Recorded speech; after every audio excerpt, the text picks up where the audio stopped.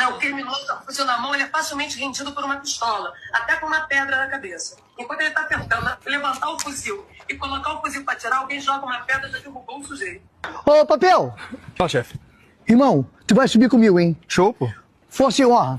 É caveira! Caveira, pô. Me acompanha, me cobre. É que isso aí, ó. Ah, mas pô, não é favela, pô? Não, cara. A secretária falou que dá pra subir com pedra, cara. Bota no chão, pô. Eu vou subir na mão, pô. Pega isso aí. É pesada pra caramba, pô. Toma aqui. Levantar o fuzil, tu mete pega, hein?